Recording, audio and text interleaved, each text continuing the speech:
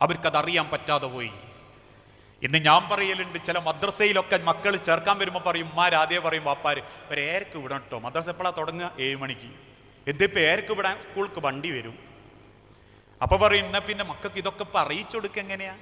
അപ്പൊ ചില ഉമ്മാരൊക്കെ ആവേശത്തോടെ പറയും, ഞാൻ പറഞ്ഞു കൊടുക്കും. ഞമ്മക്ക് എത്ര വിദ്യാഭ്യാസം ഉണ്ട് ഉമ്മാരെ വാപ്പാരെ, നിങ്ങൾക്ക് സനത് എന്താണെന്നറിയോ, മത്തനെന്താണെന്നറിയോ? പോട്ടെ, വിവാഹത്തിന്റെ ഇസ്ലാം പഠിപ്പിച്ച ഷർത്ത് എന്താ, ഫർള് എന്താണെന്നറിയോ? അതറിഞ്ഞിരുന്നെങ്കിൽ ഒരുമാരും പൂക്കടയും കിറ്റ്കാറ്റിന്റെ പെട്ടിയായിട്ട് മുമ്പിൽ റീൽസ് കൊടുക്കാൻ പരക്കം പായൂല. അത് അറിയായിരുന്നെങ്കിൽ ഒരു കാരണവന്മാരും ബാക്ക് ഭാഗത്ത് ചില ആലങ്കുടയും പിടിച്ചിട്ട് നടക്കൂല. വിവാഹത്തിന്റെ പേരിൽ ഇന്ന് കാണിച്ചു കൂട്ടുന്ന കോപ്രായങ്ങളും കൊള്ളരുതായ്മകളും ഈ സമൂഹത്തിൽ ഉണ്ടാവൂല. അറിഞ്ഞിരുന്നുവെങ്കിൽ എന്ത്? ഇസ്ലാമിൽ വിവാഹത്തിന്റെ ഷർത്തും ഫർളും ഇസ്ലാം പഠിപ്പിച്ച് വിവാഹ സംബന്ധമായ ആലോചനകൾ രക്ഷിതാക്കൾ തമ്മിലാവണം. വ്യഭിചാരത്തിലുള്ള കുട്ടിയല്ലെന്നും അത്തരത്തിലുള്ള അവിശുദ്ധ ബന്ധത്തിലൂടെ പോകുന്ന കുടുംബമല്ലെന്നും അവർക്ക് ബോധ്യപ്പെടണം. ഫദ്ഫർ ബിദാത്തിദ്ദീൻ, ദീനിന് പ്രാധാന്യം കൊടുക്കണം. അതിനർത്ഥം അവൻ ഇഷ്ടപ്പെടാത്ത ഏതെങ്കിലും ഒരു ദരിദ്രരെ പോയി കെട്ടണം, കർത്തൈനെ കെട്ടണം എന്നൊന്നുമല്ല. ദീനിന് പ്രാധാന്യം കൊടുത്തുകൊണ്ട് അവരന്വേഷിക്കട്ടെ. ഇപ്പോ കാണുന്ന സിനിമകൾക്കനുസരിച്ച് മക്കൾ വന്നിട്ട് പറയുക, ഓനെ ഇഷ്ടമാണ്, ഞാനും പഠിക്കുന്നുണ്ട്, ഓനും പഠിക്കുന്നുണ്ട്, പിന്നെ ഓൻ പഠിച്ചിട്ട് ബാംഗ്ലൂർക്ക് പോകും, ഞാൻ പഠിച്ചിട്ട് മറ്റെങ്കിലും പോകും, ഏകദേശം ഒരു 5-6 കൊല്ലം കഴിഞ്ഞാൽ ഞങ്ങൾ രണ്ടാളും സെറ്റിലാവും, പിന്നെ ഞങ്ങൾ കല്യാണം കഴിച്ചു തരാൻ പറ്റെങ്കിൽ കച്ചെന്നോളി, ഇല്ലെങ്കിൽ ഇപ്പം തന്നെ നമ്മൾ ഒഴിവായിക്കാളി എന്ന് പറയുന്ന മാനസികാവസ്ഥയിലേക്ക് അവരെത്തി. അവിടെയും തീരാത്ത കുടുംബത്തിൽ നിന്ന് കാണുന്ന മാതൃകകളോ? വിവാഹത്തിന്റെ മുൻപേ ഈ പറഞ്ഞ മാതിരി മുട്ടായി കൊടുക്കൽ സമ്പ്രദായം വേണ്ടാന്നല്ല. ഞാൻ എൻ്റെ പ്രസംഗത്തിൽ തന്നെ കുറെ പറഞ്ഞു. പക്ഷെ ഇപ്പം ബേജാറ് തോന്നുക, എനിക്ക് മൂത്തത് മോളാ, അപ്പൊ +2 ആ. ഇത് ഓരോരുത്തരും ഒരു ആചാരമായിട്ട് കാണുക. പൈസ കുറഞ്ഞു പോയാൽ അത് വില കുറവായിട്ട് കാണുക. പണ്ടൊക്കെ അത് ഓരോരുത്തരും മഹർമലനും തോന്നുക. ഏതെങ്കിലും ഒരു നിക്കാഹ് കഴിഞ്ഞ് ആദ്യം തന്നെ ഓളെ കൈത്തുമ്പൽ തിരിച്ചു മറിച്ചു, ഇത് എത്ര പവനാന്നാ പറഞ്ഞത്? 3.5. 3.5 ഉള്ളൂ. അപ്പൊ പിയ്യാപ്പിളയും ചെറുതായി, ഓന്റെ കുടുംബവും ചെറുതായി. ഇപ്പൊ നേരെ മുട്ടായി മേലാ നോക്കുക, എത്ര കൊണ്ടോന്നതിനൊരു കയ്യും കണക്കില്ല എന്ന് കേട്ടാൽ ഉള്ളിൽ അസൂയയായി, പുറത്തൊരു സന്തോഷവുമായി. എന്നിട്ടത് കൊണ്ടുപോകാൻ പോകുന്നത് ആരാന്നറിയാം നിങ്ങൾക്ക്? അഭിമാനബോധമുള്ള ഒരു കുടുംബത്തിൽ ഒരു മക്കളുടെ വയറു കൊടുത്ത് സമൂഹത്തിന്റെ ചലനത്തിന്റെ കാരണമായ പടച്ച റബ്ബ് സ്വർഗം സൃഷ്ടിച്ച കാൽപാദത്തിന്റെ മേലെ ജീവിക്കുന്ന അമ്മാര് ഓരോരുത്തരും പർദ്ദട്ടോളും ചുരിദാറിട്ടോളും അരമുതൽ താഴോട്ട് കയറിയോളും സർവാണിട്ടോളും ടോപ്പിട്ടോളും ഒക്കെ ഇങ്ങനെ പരക്കം പായ. എന്നിട്ടത് നാടൊട്ടുക്കും. എന്തിനാപ്പത്? സ്റ്റാറ്റസ് ഇടാൻ. അല്ലാണ്ട് എന്തെങ്കിലും ഒരു ഗുണം ഉണ്ടമ്മാര് നിങ്ങൾ പറഞ്ഞേരി, എന്തെങ്കിലും ഒരു ഗുണം. സ്റ്റാറ്റസ് ഇട്ടിട്ട് അതിനൊരു കമന്റും കിട്ടിയ അൽഹംദുലില്ലാ, സ്വർഗത്തിലേക്ക് ഒരു 10 പോയിന്റ് കിട്ടിയ മാതിരിയാ ചില കുടുംബക്കാരെ സമാധാനം. അവനാന്റെ സന്തോഷങ്ങളെക്കാൾ സമൂഹത്തിന്റെ സ്റ്റാറ്റസും ലൈക്കും ഷെയറും ആഗ്രഹിക്കുന്ന ഒരു തലമുറയായി നമ്മളെ സമൂഹം മാറിക്കൊണ്ടിരിക്കുക. അതുകൊണ്ടാ മാതൃദിനത്തിന്റെ അന്ന് നേരം വെളുക്കുമ്പോ ഉമ്മാന്റെ അരികിൽ വന്നിട്ട് കുളിച്ച് കുട്ടപ്പനായിട്ട് ഉമ്മാനോട് പറയും, ഉമ്മ ഒന്ന് ചിരിക്കി. ചിരിച്ചമ്മാന്റെ ഫോട്ടോ എടുത്തിട്ട് സോഷ്യൽ മീഡിയയിൽ ഇട്ട് കാണാം. സ്നേഹത്തിന്റെ കരുതലായ, കാരുണ്യത്തിന്റെ മാളായ, തേങ്ങലായ എൻ്റെ പെറ്റുമ്മ, പോറ്റുമ്മ. ഉമ്മ ഒരാഴ്ചയായി പറഞ്ഞിട്ടുണ്ടാവും, മോനെ എനിക്കൊന്ന് ഹോസ്പിറ്റലിൽ പോകണമെങ്കിൽ ഒന്ന് എന്നെ കൊണ്ടുപോകുമെന്ന്. ഉണ്ടാവില്ല. ഭാര്യാഭർത്തൃ ബന്ധങ്ങളും ഒക്കെ അങ്ങനെ അല്ലേ? 15 കൊല്ലത്തെ ദാമ്പത്യ ജീവിതത്തിന്റെ വാർഷികാഘോഷം നേരം പൊളുക്കുമ്പോൾ തന്നെ ഓനെന്തെങ്കിലും കൊണ്ടുവരും, ഓളൊരു കേക്കും വാങ്ങും. 10K 20K അല്ലെങ്കിൽ ഹാപ്പി ബർത്ത്ഡേന്റെ തടങ്ങുന്ന എന്തെങ്കിലും ഒരു സാധനം വാങ്ങി ബാക്കിൽ ഫിറ്റ് ചെയ്യും. അല്ലെങ്കിൽ ഉമ്മയും മോളും മക്കളും ബാപ്പയും എല്ലാവരും കൂടിയിട്ട് അങ്ങ് പോവും. കരിയാത്തമ്പാറ പോയിട്ട് നല്ലൊരു വീഡിയോ ചിത്രീകരിച്ചിട്ട് മരത്തിന്റെ ചോട്ടിൽ കെട്ടിപ്പിടിച്ച് നെഞ്ചൊട്ടിയിട്ട് പറയും, കാരുണ്യത്തിന്റെ കടലായ, സ്നേഹത്തിന്റെ കൊടലായ ഈ അടുപ്പത്തിന്റെ 14 കൊല്ലങ്ങൾ. ഇത് കാണുന്നവന് വിചാരിക്കുമ്പോൾ ഭയങ്കര രസമാണ്. വാളൂരിയ സമയം ഉണ്ടാവൂല. നാട്ടുകാരെ കാണിച്ച് ബോധ്യപ്പെടുത്തിയിട്ട് എന്താ, ഈ നല്ലോനാന്ന് പടച്ചോനോട് ഓള് പറഞ്ഞാൽ എനക്ക് പടച്ചോന്റെ സ്വർഗ. ഓള് നല്ലൊരുത്തിയാണ് പടച്ചോനെ എന്ന് പടച്ചോനോട് ഈ പറഞ്ഞ സ്വർഗത്തിന്റെ 8 വാതിൽ നിങ്ങൾക്ക് തുറന്നു തരും. അല്ലാണ്ട് നാട്ടിലെ നടുവണ്ണൂരുള്ള ഒരു 10 ആള് കാണണം, ഉമ്മാന്റെ വീട്ടിലുള്ള ഒരു 20 ആള് കാണണം, സോഷ്യൽ മീഡിയന്റെ ഫോളോവേഴ്സ് ഒരു 10 ആള് കാണണം, 100 ആള് ലൈക്ക് ഇടണം, ഷെയർ ഇടണം, 2 ലവിന്റെ ചിഹ്നമുള്ള ഇമോജി ഇട്ടക്കാൽ ഒരു കുളിരുള്ളു തോന്നെങ്കിലും പ്രത്യേകിച്ച് ഗുണമൊന്നുമില്ല. പക്ഷെ അതിനു വേണ്ടി ജീവിക്കുന്ന ഒരു തലമുറയായി മാറിക്കൊണ്ടിരിക്കുക. നമ്മൾ സ്വയം പ്രൊഡക്റ്റ്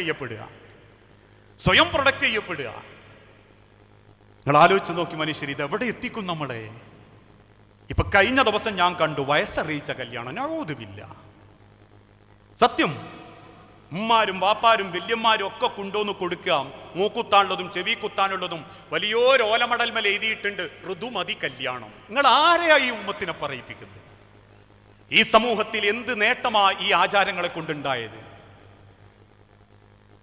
ഋതുമതിയാകുന്നതിന്റെ മുൻപേ 10 വയസ്സ് തികഞ്ഞ മോളെ നിസ്കരിക്കാനും സുബഹിന്റെ സമയത്ത് വിളിച്ചുണർത്തി നിസ്കരിപ്പിക്കാനും പറ്റിയിട്ടില്ലേ? ഒരു ഋതുമതി കല്യാണം നടത്തിയിട്ടും ഒരാണിന്റെ സുന്നത്ത് കല്യാണം നടത്തിയിട്ട് ഒരു 100 റുപ്യന്റെ 10 നോട്ട് മാലയാക്കി കഴുത്തിലിട്ടിട്ട് റീൽസ് ഇട്ടാലും നിങ്ങളൊരു നല്ല വാപ്പയും മെയ്യാണെന്ന് നാട്ടുകാർ പറയായിരിക്കും. പടച്ചോൻ പറയൂല, അള്ളാഹു പറയൂല. അള്ളാഹു പറയണമെങ്കിൽ അൽ അബവാനി അവ്വലുൽ മദ്രസ, വാപ്പയും മെയ്യും ആദ്യത്തെ സ്വർഗത്തിന്റെ വാഹകന്മാരാവണം, സ്വർഗത്തിന്റെ വാതിലുകളാവണം. ദീൻ എന്താണെന്ന് അവർക്ക് അറിയിച്ചു കൊടുക്കണം. ദീനിൽ സമാധാനമേ ഉള്ളൂ മനുഷ്യരെ. ഞാൻ എന്തുകൊണ്ടാ കള്ളു കുടിക്കാത്ത? എന്റെ ദീൻ എന്നോട് പറഞ്ഞു കുടിക്കാൻ പാടില്ല എന്ന്. ഞാൻ എന്തുകൊണ്ടാ വ്യഭിചരിക്കാത്ത? എന്റെ ദീൻ എന്നോട് പറഞ്ഞു വ്യഭിചരിക്കാൻ പാടില്ല എന്ന്. ഞാൻ എന്തുകൊണ്ടാ അന്യന്റേതിലേക്ക് ഒളിഞ്ഞു നോക്കാത്ത? ഞാൻ എന്തുകൊണ്ടാ മറ്റൊരാളെ വേദനിപ്പിക്കാത്ത? ഞാൻ എന്തുകൊണ്ടാ മറ്റൊരാളെ പറ്റിക്കാത്ത? എന്റെ ദീന് പറഞ്ഞു അത് ചെയ്യാൻ പാടില്ല എന്ന്. ഞാൻ എന്തുകൊണ്ട് ഒരു സ്ത്രീയെ ബഹുമാനിക്കുന്നു? ഞാൻ എന്തുകൊണ്ടാ ഒരു 5 രൂപ പോലും ഹക്കല്ലാത്ത നിലക്ക് സമ്പാദിക്കാത്ത? എന്റെ ദീന് പറഞ്ഞു നീ അള്ളാഹുവിന് ഇഷ്ടപ്പെടാനാവണമെങ്കിൽ, നീ മനുഷ്യനാവണമെങ്കിൽ അള്ളാഹിന്റെ ദീൻ അനുസരിച്ച് ജീവിക്കണം. അപ്പൊ ഒരു മനുഷ്യത്വത്തിന്റെ ഏറ്റവും നല്ല ക്വാളിറ്റി, അതിന്റെ ലുക്ക് എന്ന് പറയുന്നത് പടച്ചോന്റെ ദീനാണ്. അള്ളാഹുവിന്റെ ദീന്, ആ ദീൻ അനുസരിച്ച് ജീവിക്കുന്നവർക്ക് പടച്ചോന്റെ ഒരു കാവലുണ്ടാവുന്ന, ഒരിക്കലും അള്ളാഹു അവരെ തളർത്തിക്കളയൂല. അതുകൊണ്ട് നമ്മളെ മക്കൾക്കിടയിലേക്ക് ദീനിന്റെ പാഠങ്ങൾ അറിയിച്ചു കൊടുക്കണം. തൗഹീദ് എന്താണെന്ന്, എന്താണ് റിസാലത്തെന്ന്, എന്താണ് ആഖിറത്തെന്ന്, ആരാണ് പ്രവാചകന്മാരെന്ന് ഓരോന്നും കൃത്യമായിട്ട് അറിയിച്ചു കൊടുക്കണം. ഞാൻ നേരത്തെ സൂചിപ്പിച്ചു വന്നതുപോലെ വിവാഹത്തിന് ഇന്ന് അവിടെ ഒന്നും നിൽക്കൂല. നിങ്ങൾ ആലോചിച്ച് നോക്കി, സേവ് ചെയ്ത് date, grooming, bride to me, അരികുത്ത് കല്യാണം, വെറ്റില കല്യാണം, അടുക്കള കല്യാണം, ഇതിനൊക്കെ പൈസ ചെലവാക്കാൻ സാധുക്കളായ ആണുങ്ങളും എന്തേ മിണ്ടിയ കുടുംബത്തുനിന്ന് പുറത്താവും. എന്തേലും പറഞ്ഞാ പിന്നെ ഒരാഴ്ചത്തേക്ക് മിണ്ടാട്ടുണ്ടാവൂല. ഇതിനിക്ക് പറ്റൂല എന്ന് പറഞ്ഞ ഒരു കുടുംബക്കാരൻ ഇത്തരത്തിൽ കാട്ടിക്കൂട്ടലിന്റെ ഇടയിൽ നിന്ന് ഇറങ്ങിപ്പോയപ്പോ ആദ്യത്തെ വർത്താനം പുരക്കാരന്റെ പക്ക, കല്യാണം അലങ്കോലാക്കി ഇങ്ങാണെങ്കിൽ എന്റെ ചേപ്പൊക്കെ ഞാൻ തരൂട്ടോ. തോങ്ങ അലങ്കോലാക്കിയല്ല, ഓന്റെ ദീനും കൊണ്ട് ചോൻ പോയതാ. അതാ ഇന്നത്തെ കാലഘട്ടത്തിൽ മനുഷ്യന്മാരവസ്ഥ. നമ്മക്കത് വേണ്ടട്ടോ, നമ്മളതിനില്ല എന്ന് പറഞ്ഞാൽ ഒരു വലിയ ദീനുള്ള മൊയലാന്മേരി എന്നാ പറയാ. പടച്ചോന്റെ ദീനിനെ പോലും വെറുപ്പിക്കുന്നത് ഈ ആചാരക്കാരാ. അള്ളാന്റെ ദീനിനെ പോലും പറയിപ്പിക്കുന്നത് ഈ ആചാരക്കാരാ. സ്വന്തം മകന്റെ ജീവിതത്തിൽ ഒരു കൊല്ലം കഴിഞ്ഞു പോയത് മെഴുകുതിരി കത്തിച്ച് കേക്ക് മുറിച്ച് ആഘോഷിക്കുന്ന പമ്പര വിഡ്ഢികളുണ്ടെങ്കിൽ അതാ മോന്റെ വാപ്പയും മെയ്യ ദുനിയാവിൽ ഏറ്റവും വലിയ വിഡ്ഢികള്. അതുകൊണ്ടാ പ്രിയപ്പെട്ടവരെ, കുടുംബത്തിൽ ദീൻ എന്താന്ന് അറിയിച്ചു കൊടുക്കണം. അള്ളാഹുവിന്റെ ദീനിനെ ഹൃദയത്തോട് ചേർത്ത് പിടിച്ച് അവർക്ക് അറിയിച്ചു കൊടുക്കാൻ പറ്റണം. അള്ളാഹുവിന്റെ ദീനിന്റെ മഹത്വത്തെക്കുറിച്ച്, വസ്ത്രത്തിന്റെ ഗൗരവത്തെക്കുറിച്ച്, ഇബാദത്തിന്റെ ഭംഗിയെക്കുറിച്ച്, നാളെ റബ്ബിന്റെ കോടതിയിൽ കയറി ചെല്ലുമ്പം റബ്ബിന്റെ ചോദ്യങ്ങളെക്കുറിച്ച്. അതിനെന്തു വേണം? ബന്ധങ്ങളെ കൂട്ടിപ്പിടിച്ച് യോജിപ്പിച്ച് മനോഹരമാക്കി ജീവിക്കാൻ പറ്റണം. അതിനേറ്റവും വലിയ ക്വാളിറ്റി എന്താണെന്ന് വെച്ചാൽ കുടുംബത്തിൽ നമ്മളൊരു വലിയ സമ്പത്താവണം. കുടുംബത്തിൽ നമ്മളൊരു വലിയ സമ്പത്താവണം, നാട്ടിലല്ല. ഞാൻ നല്ല പ്രാസംഗികനാ നിങ്ങൾക്ക് പറയാം, പക്ഷെ എൻ്റെ വിലയും നിലയും എൻ്റെ കുടുംബ. അവരെനിക്ക് തരുന്നത് എൻ്റെ പവറ്. പടച്ചോൻ ഇന്നെ വിലയിടുന്നതും ആ കുടുംബത്തിലെ നിലയും വിലയും പവറും നോക്കിയിട്ടാണ്, അല്ലാണ്ട് നാട്ടിലിൻ്റെ പവറും പത്രാസും നോക്കിയിട്ടല്ല. ചിലപ്പോൾ ഞാൻ മരിച്ചാൽ നന്മണ്ട പള്ളിയിൽ ചിലപ്പോൾ നിങ്ങളൊക്കെ നിസ്കരിക്കാൻ വന്നെന്ന് വരും. പക്ഷെ പ്രാർത്ഥന എൻ്റെ തലവിട്ട് കിടക്കണമെങ്കിൽ എൻ്റെ കുടുംബത്തിലുള്ള ആളുകൾ പറയണം, പടച്ചോനെ നല്ലൊരു മനുഷ്യനായിരുന്നു റബ്ബേ, നല്ലൊരു കുടുംബക്കാരനായിരുന്നു റബ്ബേ, ഏത് ബന്ധങ്ങളെയും സ്നേഹിക്കുന്നവനായിരുന്നു റബ്ബേ. ഇന്ന് മനുഷ്യന്മാർ ബന്ധം എങ്ങനെയുണ്ട് മുറിക്കാനെന്ന് നോക്കുക. കള്ളത്തരങ്ങൾ പറിച്ചിട്ടും നാട്ടിൽ കുത്തിത്തിരിപ്പ് ഉണ്ടാക്കിയിട്ടും ബന്ധുക്കൾക്കിടയിൽ എന്തെങ്കിലും പ്രശ്നങ്ങൾ ഉണ്ടാക്കിയിട്ടൊക്കെ. അതുകൊണ്ടാ ഇന്ന് കുടുംബം മുറിയാൻ ഏറ്റവും എളുപ്പമുള്ള മാർഗ്ഗമാണ് കുടുംബ ഗ്രൂപ്പ് ഉണ്ടാകുക, അതിലെന്തെങ്കിലും വാട്സപ്പിൽ കമന്റ് ഇടുക, സന്ദേശം ഇടുക. പണ്ടുകാലത്തൊക്കെ നിങ്ങൾ പരദൂഷണം പറയരുത് എന്നായിരുന്നു നമ്മൾ പറയല്. ഇപ്പൊ പരദൂഷണം എഴുതിയിടല്ലേ മനുഷ്യന്മാരെ എന്ന് പറയേണ്ട കാല. കാരണം അത്രയേറെ വൃത്തികേടുകൾ സോഷ്യൽ മീഡിയകളിലൂടെ ഇളക്കിവിടുന്ന, എഴുതിവിടുന്നവർ ഇന്ന് ഈ സമൂഹത്തിൽ കൂടിക്കൊണ്ടിരിക്കുകയാണ്. ഒരു തുറന്നു വെച്ച മഹാലോകത്തിന്റെ മുൻപിൽ ആർക്കും ആരുടെയും പച്ചയിറച്ചി തിന്നാം, ഏത് കുടുംബത്തിന്റെ അഭിമാനവും നശിപ്പിക്കാം, ഏത് മനുഷ്യരെയും ആത്മഹത്യയിലേക്ക് തള്ളിവിടാം, പെണ്ണുപിടിയനാക്കാം, സാമ്പത്തിക ആരോപണം ഉന്നയിക്കാം, കുടുംബത്തിൽ പ്രശ്നങ്ങൾ ഉണ്ടാക്കുന്ന രീതിയിൽ എഴുതിവിടാം. ആലോചിച്ചു നോക്കൂ, ഇന്ത്യയുടെ അതിർത്തി കാത്തിരുന്ന ഒരു സൈനികൻ നാട്ടിലേക്ക് തീവണ്ടി കയറി. അവസാനം വഴിവക്കത്തു നിന്നും കേറിയ മറ്റൊരു പ്രദേശത്തുകാരി പെൺകുട്ടി ഈ സൈനികനുമായി വല്ലാതെ അടുപ്പത്തിലായി, ചങ്ങാത്തത്തിലായി. സൈനികന്റെ ബാഗുകളിൽ നിന്ന് കിട്ടിയ മദ്യക്കുപ്പി പൊട്ടിച്ച് രണ്ടുപേരും മതിവരുവോളം കുടിച്ചു. നാട്ടിലെത്തി കൂട്ടാൻ വന്ന ഭർത്താവിന്റെ മുൻപിലേക്ക് പെൺകുട്ടി ഇറങ്ങിച്ചെല്ലുന്നത് പൂസായിട്ടാ. ഉടനെ തന്നെ പെൺകുട്ടി പറഞ്ഞു, മദ്യം നൽകി എന്നെ പീഡിപ്പിച്ചു സൈനികൻ. 13 ദിവസം രാജ്യം കാത്ത ഈ സൈനികനെ മീഡിയകൾ വലിച്ചഴിച്ചു കൊന്നു. തീന്മേശകൾക്ക് മുകളിലേക്ക് കയറി വന്ന വെട്ടുകത്തിയേക്കാൾ മാരകമായ വാക്കുപയോഗിച്ച് ഓരോ ചാനലുകാരനും ഓരോ നാട്ടിലുള്ള പ്രവർത്തകന്മാരും അല്ലെങ്കിൽ നാട്ടിൽ നാവിന് എല്ലില്ലാത്ത ആളുകളും പലതും പറഞ്ഞു നടന്നു. സൈനികന്റെ കുടുംബം ആത്മഹത്യയുടെ വക്കിലെത്തി. ഭാര്യ പിണങ്ങിപ്പോകാൻ നിന്നു. അവസാനം 13ാമത്തെ ദിവസം ശാരീരിക പരിശോധനയിൽ തെളിഞ്ഞു, ഒരു ബന്ധം ഉണ്ടായിട്ടില്ല. കുട്ടീന്റെ ശരീരത്തിൽ അളവിൽ കൂടുതൽ ആൽക്കഹോളിക് ഉണ്ട് എന്ന് മാത്രം. കോടതി വരാന്തയിൽ നിന്നും കൂട്ടിൽ നിന്നും പൊട്ടിക്കരഞ്ഞ് പെൺകുട്ടി പറഞ്ഞു, കുടിച്ച ദേശം അധികമായി പോയി, ഭർത്താവിന്റെ മുൻപിൽ രക്ഷപ്പെടണമെങ്കിൽ എന്തെങ്കിലും പറയണമെന്നുമായി അങ്ങനെ പറഞ്ഞു പോയതാ. 13 ദിവസത്തിന്റെ ഇടയ്ക്ക് ഒരു മനുഷ്യൻ അനുഭവിച്ച മാനഹാനി, ഒരു കുടുംബം അനുഭവിച്ച വേദന. എല്ലാവർക്കും ആത്മഹത്യ ചെയ്യാൻ ധൈര്യം ഉണ്ടാവൂല. ഒരു പാവപ്പെട്ട ചെറുപ്പക്കാരന്, നിമിഷ നേരം കൊണ്ട് ഒരു പെണ്ണിനോട് പോലും മോശം പെരുമാറാത്ത ഒരു ചെറുപ്പക്കാരന് തന്റെ നേരെ വന്നൊരു ആരോപണത്തിന് മുൻപിൽ ഒരു രാവ് പുലരാൻ മാത്രം കേൾപ്പില്ലെങ്കിൽ, അള്ളാഹു പറഞ്ഞതുപോലെ എല്ലാ കൽബും ഒരുപോലെയല്ല. പെടഞ്ഞു പോയ മനസ്സിനെ അയാൾ അവസാനിപ്പിച്ചത് ഒരു തുണ്ട് കയറിലാണെങ്കിൽ, ഇന്നും ആ വേദനയിൽ ജീവിക്കുന്ന ഏതെങ്കിലും കുടുംബക്കാരൻ നമ്മളെ കൂട്ടത്തിലുണ്ടെങ്കിൽ, നാട്ടിലുണ്ടെങ്കിൽ, നെറ്റിയിലെ നിസ്കാരത്തായുമ്പോ ഉടുക്കുന്ന പർദ്ദയോ ഓതിത്തീർത്ത ഖുർആനോ ചെയ്ത ഹജ്ജോ ചെയ്ത നന്മകളോ നിങ്ങളെ തലവിട്ട് കടക്കൂല, പടച്ചോന്റെ അടുത്തെത്തൂല. ആ പൊരുത്തം കിട്ടാത്ത കാലത്തോളം, പൊരുത്തം വാങ്ങാത്ത കാലത്തോളം.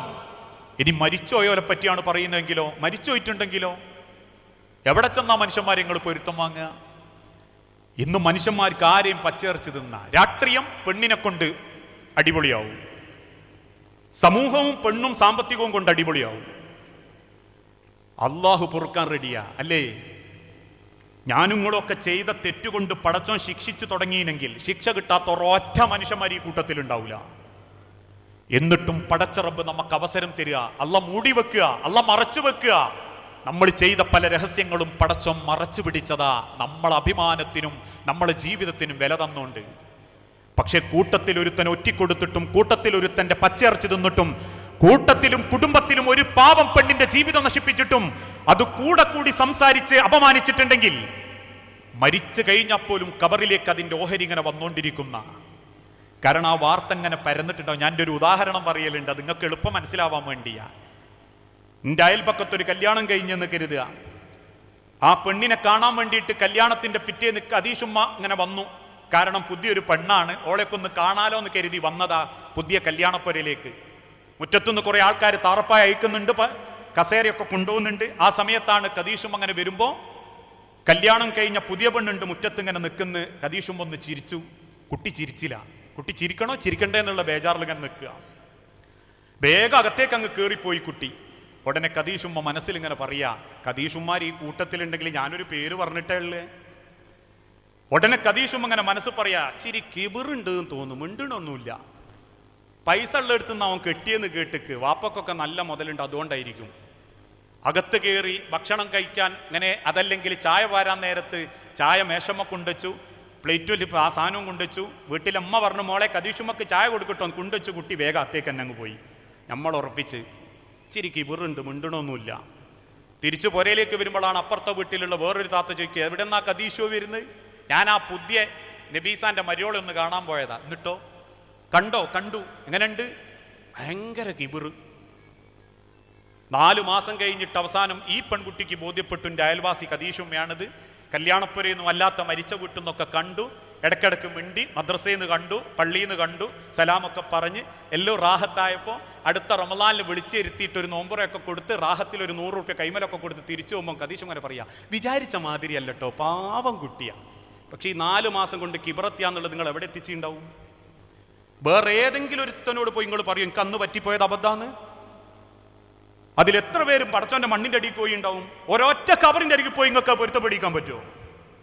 പറയുന്ന വാക്കിനെ 100 തവണ ചിന്തിക്കണം.